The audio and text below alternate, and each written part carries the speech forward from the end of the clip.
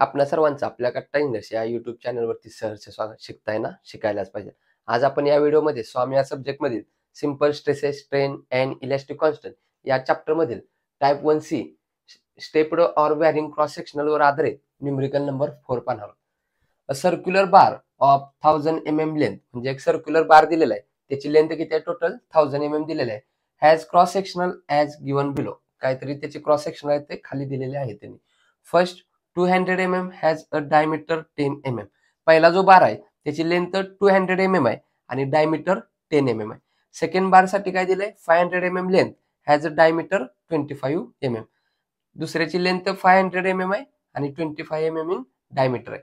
त्याचप्रमाणे last third त्यासाठी length 300 mm दिलाय आणि डायमीटर 15 mm दिलेलं आहे. तर सर्वप्रथम ही डायग्राम कशी येईल ते आपण इथं आपण ड्रॉ करूया. तर पहिलं काय आहे? टोटल लेंथ जी आहे ती किती त्यांनी दिलेली आहे आपल्याला? 1000 mm अशी दिलेली आहे. स्टार्ट टू एंड संपूर्ण बारची लेंथ. त्यानंतर काय सांगितलंय? जो पहिला बार आहे 200 लेंथ आहे, म्हणजे इथून ते इथपर्यंत. इथं खाली आपण नोट डाऊन करूया 200 mm. नेक्स्ट दुसऱ्यासाठी किती आहे? 500 mm. इथून ते इथपर्यंत 500 mm. नेक्स्ट थर्ड साठी 300 mm. त्याचप्रमाणे त्याचे डायमीटर किती आहे? पहिल्यासाठी 10. इथं ड्रॉ करूया असं आपण, इथून ते इथपर्यंत. हा पहिला सर्क्युलर, याचा डायमीटर किती दिलाय त्यांनी आपल्याला? 10 mm. नेक्स्ट काय केलंय? Diameter 25 mm. 25 mm diameter draw करूया.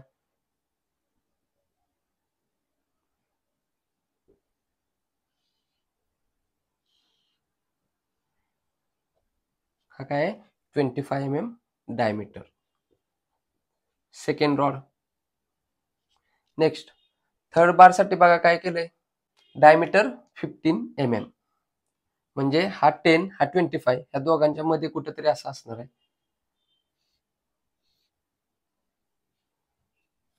हा किती आहे? याचा डायमीटर आपल्याला 15 mm दिलेला आहे. तर आता याची आपण व्यवस्थित एक डायग्राम काढून घेऊया. तर इथं आपण काय केलं? जी 3D डायग्राम आपण काढली होती गिवन डाटाच्या आधारे, त्याचं आपण काय केलं? 2D मध्ये कन्वर्ट करून आपण ही डायग्राम ड्रॉ केलेली आहे. नेक्स्ट काय? Determine maximum axial pull which the bar may be subjected if the maximum stress is limited to 150 megapascal. Find total elongation of the bar. Take is equals to 200 gigapascal. म्हणजेच काय केलंय त्यांनी? Maximum axial पूल सांगितलंय. पूल म्हणजेच काय असणार आहे? बाहेरच्या साईडला जो काय फोर्स आहे तो आपल्याला त्यांनी काय करायला सांगितलेला आहे? फाइंड आउट करायला सांगितलेला आहे. पी इथं आपण तो ड्रॉ करूया.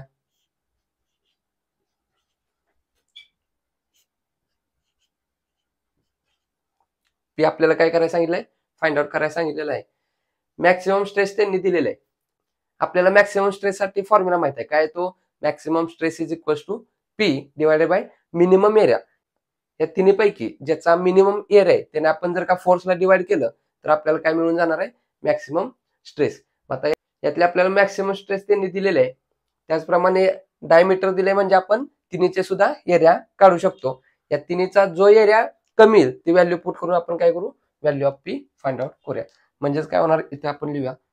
सर्वप्रथम एरिया काढूया तिघांचे. A1 पहिला डायमीटर आहे म्हणून सर्क्युलरचा कसा काढतो एरिया आपण?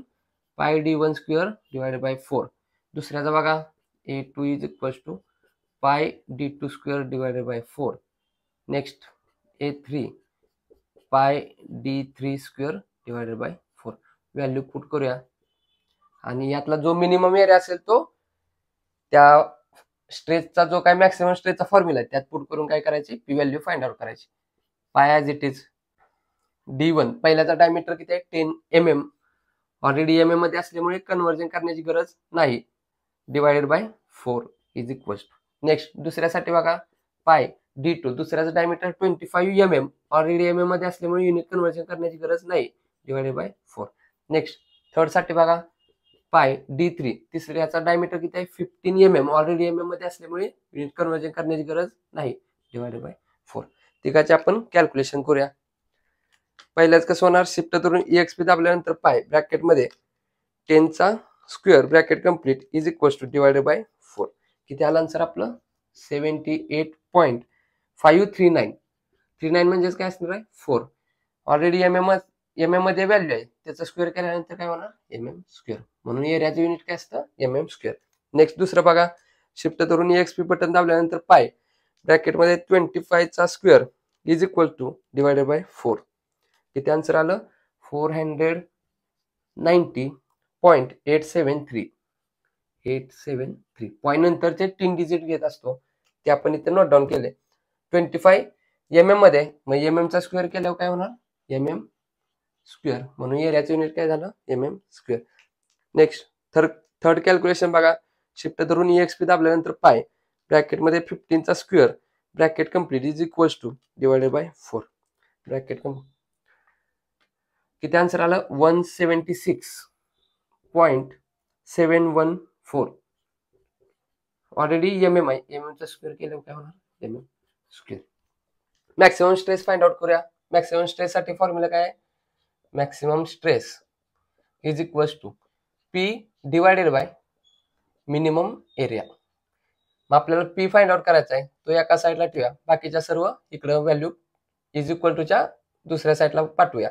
म्हणजेच बघा P ॲज इट इज इथं ठेवला, हा ए मिनिमम काय आहे डिवाइड आहे, इकडे आल्यानंतर काय होणार इंटू होणार, म्हणून stress maximum into area minimum value put करूया. मॅक्सिमम स्ट्रेस त्यांनी किती दिला आपल्याला 150 मेगापास्कल, परंतु आपल्याला स्ट्रेस कशी लागते न्यूटन पर MM स्क्वेअर मध्ये पाहिजे असतं.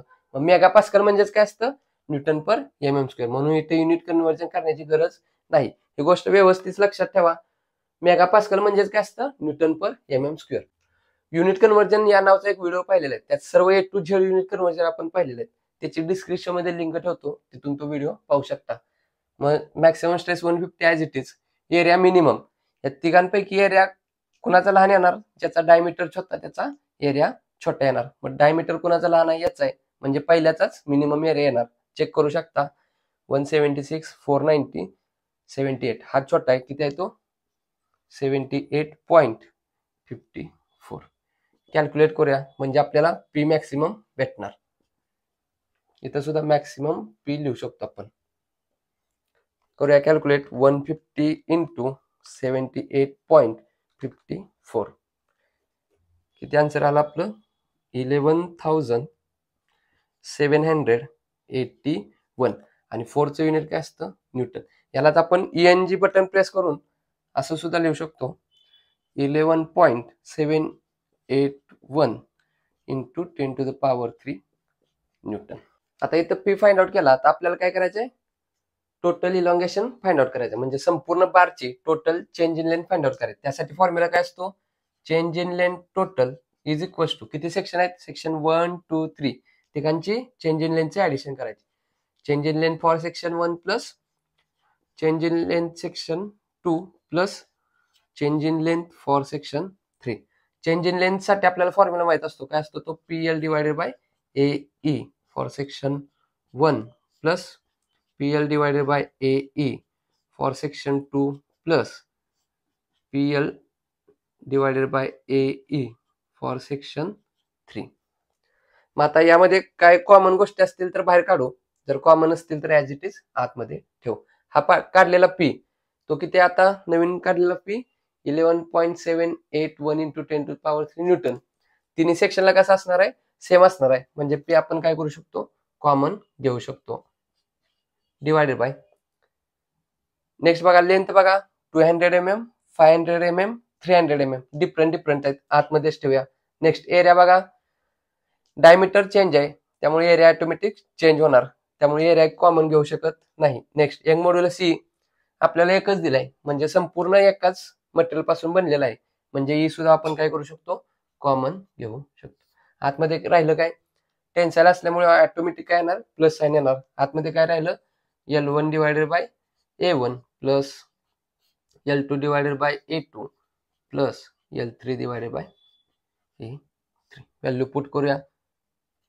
फोर्स P किती काढला आपण 11.781 इंटू 10⁻³ ऑलरेडी न्यूटन मध्ये असल्यामुळे युनिट कन्व्हर्जन करण्याची गरज नाही. Next divided by E. हे किती आहे 200 गिगापास्कल. गिगापास्कलचं आपल्याला कसं लागतं न्यूटन पर एमएम स्क्वेअर मध्ये लागतं. मग गिगापास्कलचं न्यूटन पर एमएम स्क्वेअर कसं करतो इंटू 10⁻³ केल्यानंतर गिगापास्कलचं न्यूटन पर एमएम स्क्वेअर. युनिट कन्व्हर्जन या नावाचा व्हिडिओ आहे, त्यात संपूर्ण ए to Z gigapascal, megapascal, kilopascal सर्व आपण व्हॅल्यू कशा न्यूटन पर एमएम स्क्वेअर मध्ये कन्व्हर्ट करायच्या, मीटरचं एमएम मध्ये कसं करायचं, सेंटीमीटरचं एमएम मध्ये कसं करायचं, या सर्व ए टू झेड गोष्टी युनिट कन्व्हर्जन या व्हिडिओ मध्ये आपण केलेल्या आहेत. तो एकदा व्हिडिओ पाहून घ्या, डिस्क्रिप्शन मध्ये लिंक ठेवतो. तर गिगापास्कलचा न्यूटन पर एमएम स्क्वेअर कसं करतो दिलेली व्हॅल्यू इंटू 10⁻³ ब्रॅकेट मध्ये बघा. पहिल्याची लेंथ किती आहे 200 mm. ऑलरेडी एमएम मध्ये असल्यामुळे युनिट कन्व्हर्जन करण्याची गरज नाही. नेक्स्ट A1 पहिलाचा एरिया किती काढला तो सुद्धा एमएम मध्ये काढलाय, युनिट कन्व्हर्जन करण्याची गरज नाही. किती असणार आहे तो 78.54 प्लस. दुसऱ्याची लेंथ किती आहे 500 mm. ऑलरेडी एमएम आहे, युनिट कन्व्हर्जन करण्याची गरज नाही. दुसऱ्याचा एरिया 490.873 ऑलरेडी एमएम स्क्वेअर मध्ये युनिट कन्व्हर्जन करण्याची गरज नाही. प्लस तिसऱ्याची लेंथ किती आहे 300 mm. ऑलरेडी एमएम मध्ये असल्यामुळे युनिट कन्व्हर्जन करण्याची गरज नाही. तिसऱ्याचा एरिया किती आहे 176.714 एमएम स्क्वेअर मध्ये आहे, त्यामुळे युनिट कन्व्हर्जन करण्याची गरज नाही. आता बघा हे जर संपूर्ण कॅल्क्युलेशन तुम्हाला एका वेळी करता येत असेल तर एकदम करू शकता कॅल्क्युलेटर मध्ये, नाहीतर काय करायचं ह्याचं कॅल्क्युलेशन, ह्याचं कॅल्क्युलेशन, ह्याचं कॅल्क्युलेशन, या तिघांची काय करायची ऍडिशन करायची, आणि जी काय ऍडिशन येते त्याला ह्याचं काय आन्सर येते त्यानं काय करायचं इंटू करायचं. आपल्याला काय भेटणार final total change in length आपल्याला काय भेटणार आहे कॅल्क्युलेटर मध्ये आन्सर मिळणार आहे. तर आपण काय करूया संपूर्ण कॅल्क्युलेशन करूया. कसं होणार बघा. फर्स्ट ब्रॅकेट मध्ये 200 divided by 78.54 bracket complete plus second bracket मध्ये 500 divided by 490.873 bracket complete plus third bracket मध्ये 300 divided by 176.714 bracket complete is equal to. हे काहीतरी कॅल्क्युलेटर मध्ये आन्सर आलंय ते कॅल्क्युलेटर मध्ये सेव्ह आहे, म्हणजेच काय आन्सर या बटन मध्ये सेव्ह असतं ते. आन्सर इंटू ब्रॅकेट मध्ये डबल ब्रॅकेट मध्ये लिहूया आपण, अजून एक ब्रॅकेट टाकलं 11.781 into 10⁻³ bracket complete divided by second bracket मध्ये 200 इंटू 10⁻³ ब्रॅकेट कम्प्लीट पुन्हा एकदा bracket complete is equal to. आपलं आन्सर किती आलं 0.31. 0.31 पुढे 0.0008 असं आहे. मग काय चेंज इन लेंथ युनिट काय असतं एमएम. तर या न्यूमरिकल मध्ये आपल्याला जी काही डायग्राम आहे ती गिवन दिलेली नव्हती, जो काही डाटा होता त्या डाटाच्या आधारे आपण काय केलं ही डायग्राम ड्रॉ केली, आणि या डायग्रामच्या आधारे काय केलं आपण सर्व व्हॅल्यू कॅल्क्युलेट केल्या. आपल्याला मॅक्सिमम फोर्स फाइंड आउट करायला सांगितलेला होता, total change in length find out करायला सांगितलेली होती. दोन्ही गोष्टी आपण काय केलेल्या आहेत फाइंड आउट केलेल्या आहेत. या व्हिडिओच्या रिलेटेड जर तुम्हाला काही डाऊट्स असतील तर तुम्ही कमेंटद्वारे कळवा. हा व्हिडिओ आवडला असेल तर नक्की लाईक करा. अजून आपल्या कट्टाईनस या चॅनल जर सबस्क्राईब केले नसेल तर सबस्क्राईब करून समोरील बेल आयकॉन दाबा, जेणेकरून असेच नवनवीन व्हिडिओ तुम्हाला सर्वात अगोदर पाहता येत. पुन्हा भेटू यातीलच न्यूमरिकल नंबर 5 घेऊन. तोपर्यंत आपल्यासोबत आपल्यांची काळजी घ्या. धन्यवाद.